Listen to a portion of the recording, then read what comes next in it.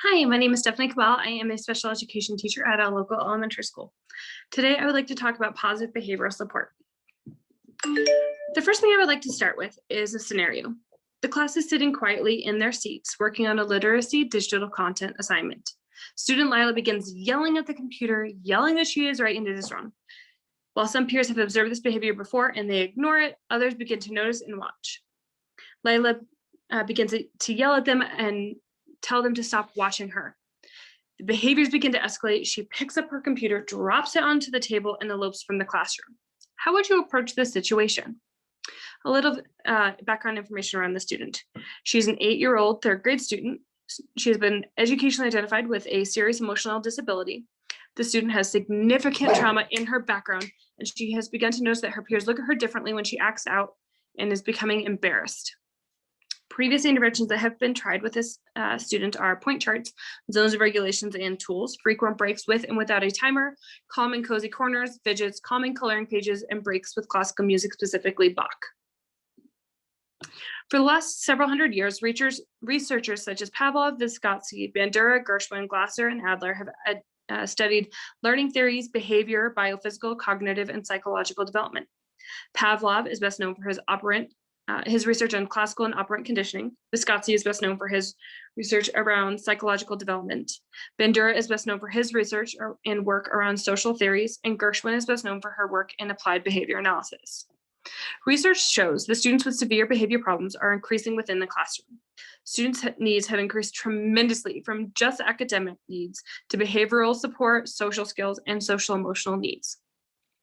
With these new needs, new interventions and strategies have been researched to support students within and outside of the classroom. Some of these evidence-based interventions that are present in the classroom are applied behavior analysis, positive reinforcement, cognitive behavioral therapy, positive behavioral support, functional behavior analysis, and behavior intervention plans. Classrooms provide more than just reading, math, and writing instruction. The classroom provides or should provide a stable, structured, routine and consistent place for all students. For some of the kiddos, this is the only sense of stability that they may have in their lives. Data reflects that student needs have increased dramatically. Some students have limited family support, financial barriers, need for mental health and social welfare or medical support, vocational assistance. They might be English language learners. These needs are not always communicated verbally. All behaviors are a form of communication. Some of these undesired behaviors may be either externalized or internalized behaviors.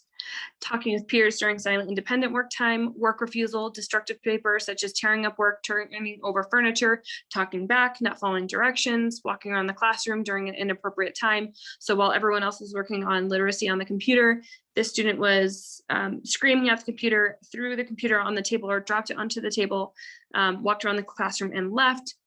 They may be aggressive or antisocial behaviors, which are also externalized, social withdrawal and depression, which are internalized behaviors.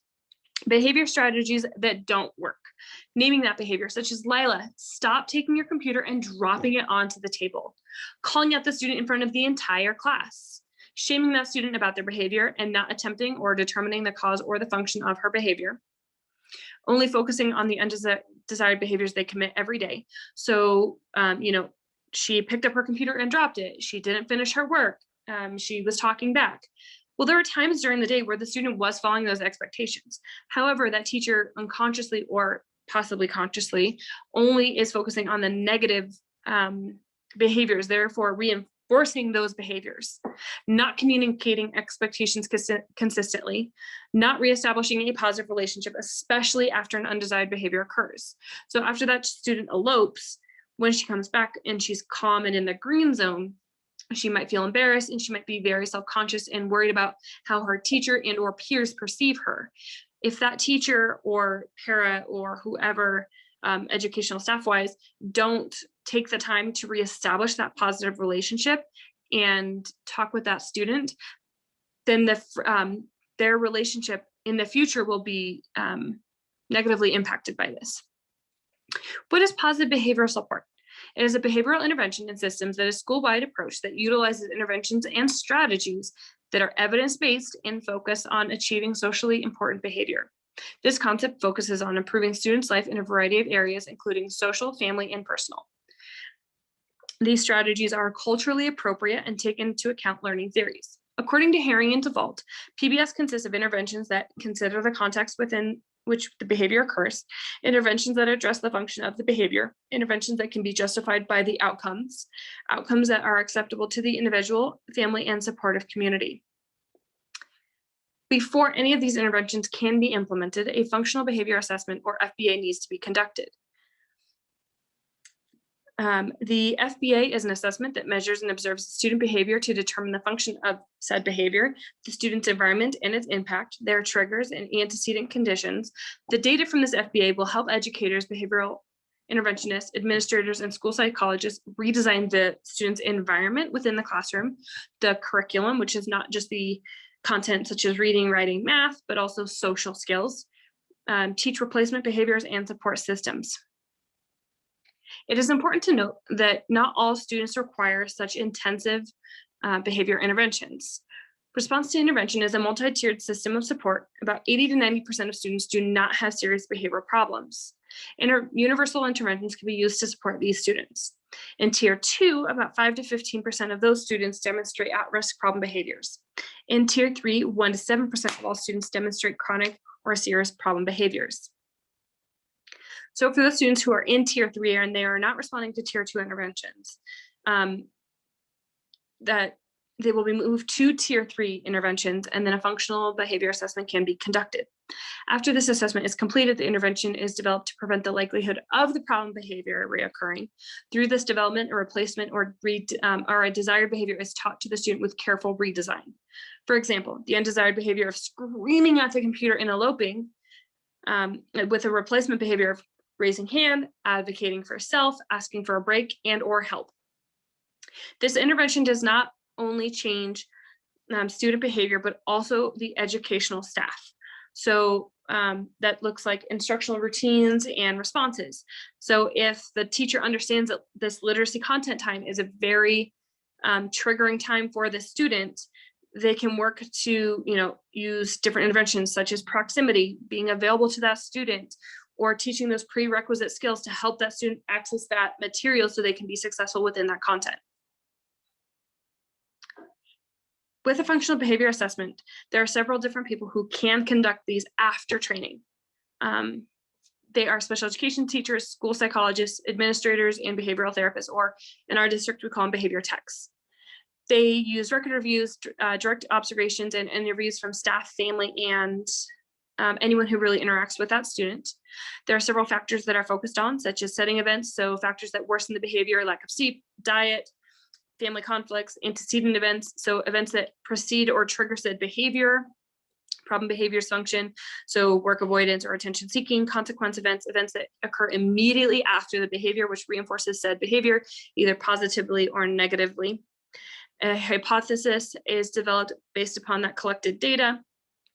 The behavior support plan or intervention plan is developed with instructionally focused plans to teach acceptable replacement behaviors and prevent undesired ones.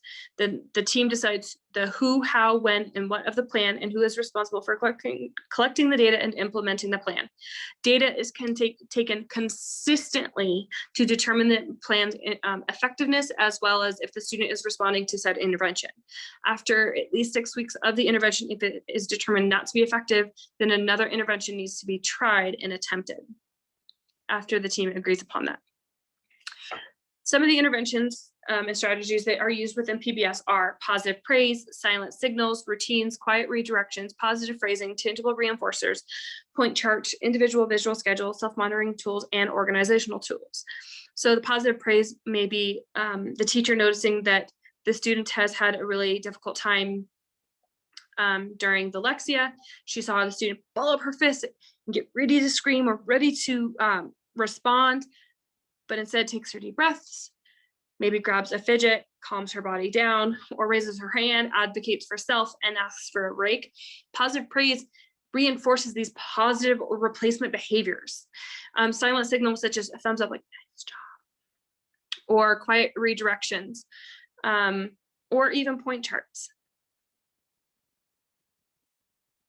PBS is an effective school-wide concept that provides support in different environments within the school. It consists of practical, evidence-based strategies that aim to prevent and reduce problem behaviors, improve and achieve socially appropriate behaviors in and outside of the classroom, as well as improving student academics and behaviors and post-school outcomes. PBS is a great evidence-based practice. Our school is working on utilizing this tool and improving its effectiveness and consistency within the whole school, including new and veteran teachers. I hope you enjoyed this presentation. Have a wonderful day. Bye.